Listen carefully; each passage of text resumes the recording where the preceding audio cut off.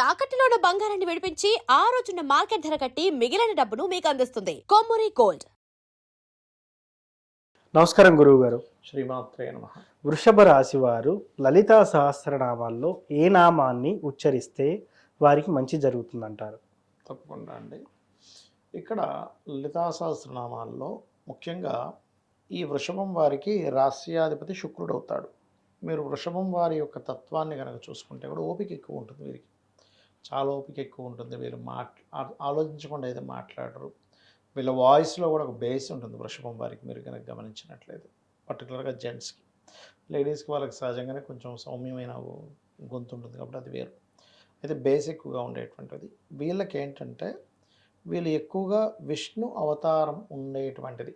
వృషభ రాశి వారు అంటే నారాయణి నాదరూప అనే నామం ఉంటుంది. ఓం నారాయణి, ఓం నారాయణి అయి నమః అని చేసుకున్నా సరిపోతుంది. ఓం నారాయణి అయి నమః ఇది చేసుకోవచ్చు లలిత సహస్రనామాల్లో వీళ్ళు ఎక్కువగా.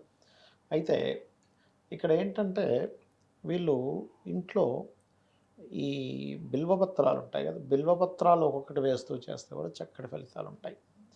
వీళ్ళకి ఏంటంటే మనం ఏదైనా సరే ఒక నామం మంత్రం చేస్తున్నప్పుడు మన పర్సనల్ చార్ట్లో పూర్వజన్మ కర్మ దేనికి సంబంధంగా ఉంది ఆ సంబంధించినటువంటి దానం ఇస్తూ ఉండాలి ఎప్పుడు కూడా. అంటే వీళ్ళు ఎక్కువగా శనగలు ఎక్కువగా దానంగా ఇస్తూ ఉండాలి. గోశాలకు వెళ్ళి గోవులకి అరటికాయలు తినిపిస్తూ ఓం గోమాతి అయి నమః అని చెప్పి అనుకున్నా సరిపోతుంది. అంటే వాళ్ళు ఎక్కువగా గోసేవలు చేస్తూ ఉంటే వీళ్ళ పూర్వజన్మ తగ్గుతుంది.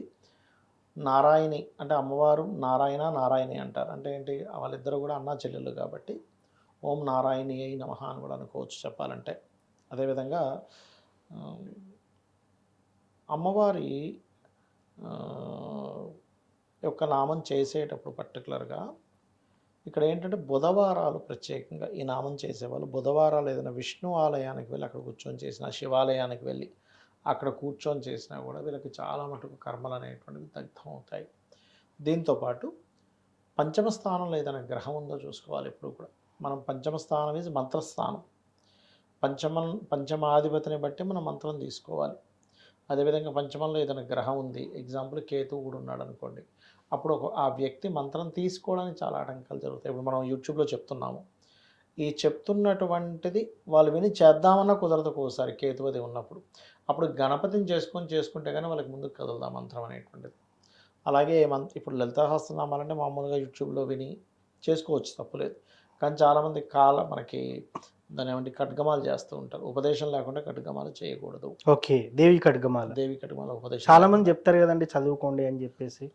ఉపదేశం లేకుండా చేయకూడదు. ఎందుకు అంటే శ్రీచక్రంలో ఎక్కడెక్కడ ఏ దేవతలు ఉంటారంటూ చేసే పూజ కార్యక్రమం అది. మరి ఉపదేశం లేకుండా ఎలా చేస్తారు? లలితా సహస్రనామానికి ఆ ఇబ్బంది ఏం లేదు, చేసుకోవచ్చు. ఎవరైనా డైరెక్ట్గా చేసుకోవచ్చు. లలితా సహస్రనామాలు వీళ్ళు ఎక్కువగా బుధవారము శుక్రవారము రోజు చేస్తే చాలా మంచిది.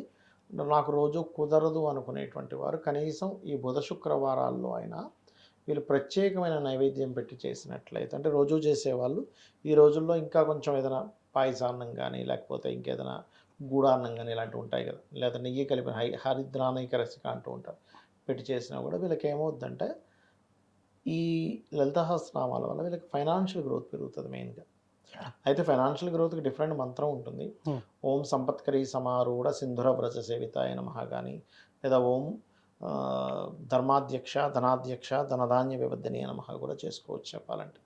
సో ఇది మాత్రం ఖచ్చితంగా పాటించాలి. గోవులకు కాస్త ఇవి చేయడము. అదేవిధంగా ఇంకా వీలైతే దక్షిణామూర్తి ఆలయాలు లేకపోతే దత్తాత్రేయ ఆలయాలు ఉంటాయి కదా, అక్కడికి వెళ్ళి ఈ పసుపు లేదా గంధము వీటిని అక్కడ ఆ స్వామివారికి వాడుకోవడానికి ఇవ్వాలి. ఎందుకంటే దక్షిణామూర్తి రూపిణి అని ఒక నామం ఉంటుంది లలిత సహస్రనామం. దక్షిణామూర్తి రూపిణి అంటే దక్షిణామూర్తి రూపం కూడా అమ్మవారే. ఎవరికైనా కూడా కొంతమంది చూడండి, వాళ్ళ రేపు ఆటిజం కేసెస్ ఉంటాయి. ఇప్పుడు ఇదే వృషభ లగ్నంలో పుట్టినటువంటి వారికి పంచమ స్థానాధిపతి పాడైపోయాడు అనుకో, అంటే పంచమాధిపతి వాక్కారకుడు ఒక్కడే అయ్యాడు ఇక్కడ, అంటే బుధుడే అయ్యాడు. దాంతోపాటు గురువు కూడా పాడయ్యాడు అనుకోండి, ఓం దక్షిణామూర్తి రూపిణి అయి నమః అనుకోవచ్చు. ఓకే. సో ఎందుకంటే అది కూడా వీళ్ళకి దక్షిణామూర్తి రూపము దక్షిణామూర్తిని తలుచుకోవడం అనేది జ్ఞానాన్ని ఇస్తుంది. సహజంగా ఆటిజంలో ఉండేటువంటి వారికి ఏమిటి ప్రాబ్లం అంటే 10 ఏళ్ల వయసు పిల్లవాడు 5 ఏళ్ల పిల్లవాళ్ళ ప్రవర్తిస్తుంటాడు. జ్ఞానం అనేది వికసించదు.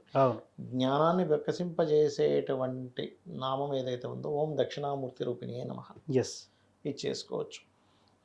తద్వారా ఏమవుతుందంటే ఇక్కడ పూర్వజన్మ కర్మలు తొలగుతాయి, ఫైనాన్షియల్ గ్రోత్ పెరుగుతుంది, వీళ్ళ ఉపాసన ఇది కూడా అవుతుంది. ఎస్. అట్లా అనమాట. సో మొత్తానికి వృషభ రాశి వారు చదవాల్సిన శ్లోకం గురించి అయితే లలిత సహస్రనామ శ్లోకం చేసుకోవాలి. గురించి లేదు వివరించారు. ఎవరైనా దీక్షలా తీసుకొని చేస్తాను అన్నారు అనుకోండి, 40 రోజుల పాటు దీక్షలు తీసుకుంటాను, Hmm. ఈ మంత్రాన్ని నేను చేస్తాను, ఈ నామాన్ని నేను చేస్తాను, Hmm. ఓం నారాయణీయై నమః అని చేస్తాను అనుకోండి, చేసుకోవచ్చు. Yes. ఇందులో మరలా మీకు అప్పుల బాధలు కూడా ఉన్నాయన్నప్పుడు గ్రీన్ కలర్ వస్త్రాలు వేసుకొని, ఓకే. అంటే ఒక దీక్షలాగా గ్రీన్ కలర్ వస్త్రాలు ధరించి ఓం అపర్ణాయ నమః కూడా మంత్రం చదువుకొని చేస్తే ఇంకా అద్భుతమైన ఫలితాలు ఉంటాయి. ఎస్ సార్, ఏది ఏమైనప్పటికీ కూడా ఖచ్చితంగా అందరికీ వ్యక్తిగత జాతకం ఇంపార్టెంట్. వ్యక్తిగత జాతకం ఆధారంగానే ఈ రాశి ఫలాలు కానివ్వండి. జాతకం లేని వారు కూడా ఏం చేసుకోవాలంటారు? చాలా మందికి జాతకాలు ఉండవు, కొంతమంది పూర్వం కొంతమంది రాస్తారు, కొంతమంది రాయరు. సో అలాంటి వారు మరి వాళ్ళ ఐడెంటిటీని కనుక్కోవడం ఎలా, అంటే వాళ్ళ వ్యక్తిగత జాతకం కనుక్కోవడం ఎలా అంటారు? అంటే ఒకటండి, వ్యక్తిగత జాతకం అనేటువంటిది వాళ్ళు పుట్టినటువంటి డేటు, టైము, ప్లేస్ని బట్టి తెలుసుకోవాలి ఒకటి. రెండవది ఏంటి అంటే ఈ అసలు జాతకమే లేదు కానీ లలిత సహస్రనామాల్లో ఏం చేసుకోవాలంటే ఒక్కొక్క దానికి ఒక్కొక్క నామం ఉంది ప్రత్యేకంగా. ఇప్పుడు చూడండి, ఎవరికైనా సరే కెరీర్లో సెట్ అవ్వాలి బాగా, అలాంటి వాళ్ళు ఓం మాణిక్యం ఒకటాకార జానోద్వయ విరాజితాయ నమః చేసుకోవచ్చు. లేదంటే బిజినెస్లో ఇంప్రూవ్మెంట్స్ అవ్వాలి, ఓం ఇంద్రగోప పరిక్షిప్త స్మరత్వనాభజంగికాయ నమః.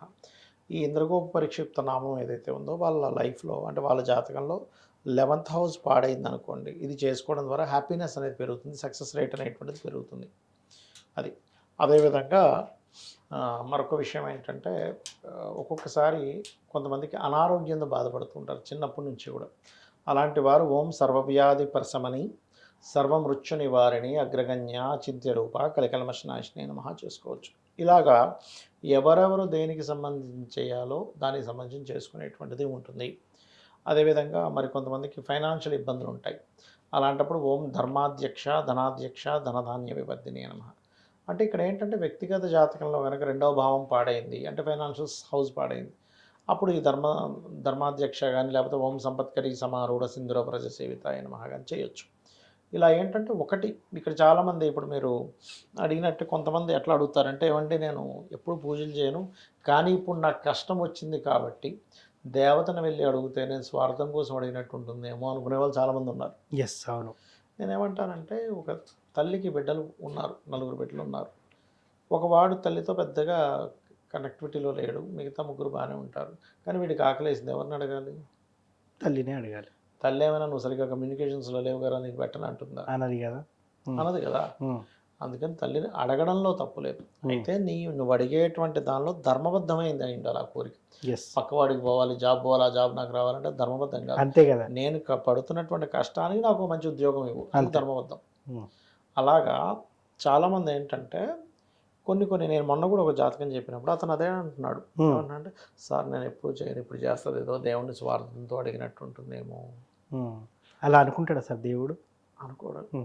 ఎందుకంటే తల్లి ఎప్పుడైనా అనుకుంటుంది, అనుకోదు. వీడి స్వార్థంతో నన్ను అన్నం పెట్టమని అడుగుతున్నాడు, వీడి స్వార్థంతో నన్ను కూర వండమని అడుగుతున్నాడు అనుకుంటుంది. ఆనందంగా పెడుతుంది. ఇంకా అవును, అరే ఇంకో ముద్ద వేసుకోరా అని పెడుతుంది. అలాగే భగవంతుడు కూడా నీ యొక్క కోరిక కనుక ధర్మబద్ధమైంది అయితే ఆనందంగా ఇస్తాడు, నీ కోరిక ధర్మబద్ధమైంది కాకపోతే ఇప్పుడు అనడానికి రామాయణంలో ఒక వృత్తాంతం కూడా ఉంటుంది.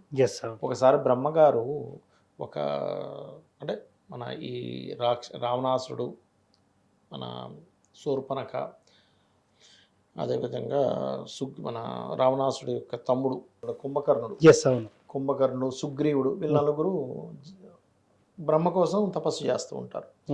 బ్రహ్మగారు ప్రత్యక్షం అవుతారు. ప్రత్యక్షమై శూర్పణఖ ఏదో కావాలంటే ఇచ్చేస్తారు. దాని తర్వాత రావణాసురుడి దగ్గరికి వస్తాడు. రావణాసురుడి దగ్గరికి వస్తే రావణాసురుడు నాకు పలానా అది కావాలి, ఇది కావాలి, నేను ఎప్పుడు బతికే ఉండాలంటే అది ఇవ్వడం కుదరదు అంటాడు.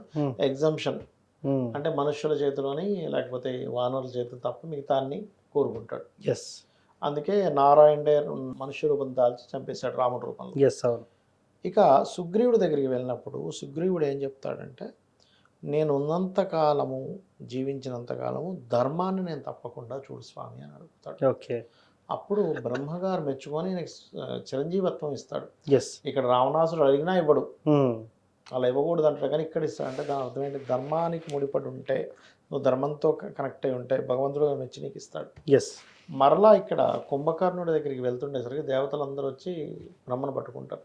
అయినా వాడు ఇప్పటికే మేము చచ్చిపోతున్నాం, వాడు బాడీకి అది, ఉం. మీరు మళ్ళీ వరాలు ఇస్తే ఇంక మేము ఇంక భరించలేము, ఏదో ఒకటి చేయండి అంటే నన్ను ఏం చేయమంటారు? జపం చేశాక నేను రావడం వరాలు ఇవ్వడం నా యొక్క డ్యూటీ, తప్పదు అంటే సరే ఏదో ఒకటి చేయండి అంటే అప్పుడు సరేలే అని సరస్వతీదేవి చెప్తే సరస్వతీదేవి కుంభకర్ణుడి యొక్క ఆలోచనలోకి నాలుక మీదకి వస్తుంది. ఎస్. వచ్చి ఇతను ఏం వరం కావాలంటే ఆవిడ మార్చేస్తుంది. ఎట్లా అంటే నిద్రపోయేలా చేయి, మంచి నిద్రపట్టేలా చేయి స్వామి అని. తదాస్తు అంటాడు. వాడు 24 గంటలు నిద్రపోతుంటాడు. అంతే.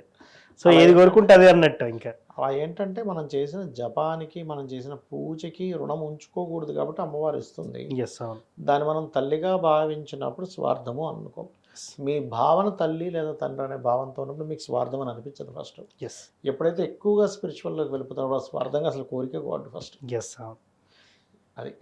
సో ఏ లలిత సహస్రనామంలో ఏ నామాన్ని చదివితే ఎటువంటి ఫలితాలు ఉంటాయి, అదేవిధంగా జాతకం లేని వారు ఎలా జాతకాన్ని తీసుకొని ఐడెంటిఫై చేసుకోవాలనేది ఫుల్ క్లారిటీగా ఇచ్చారు సార్. ధన్యవాదాలు. శ్రీమాత్రే నమః.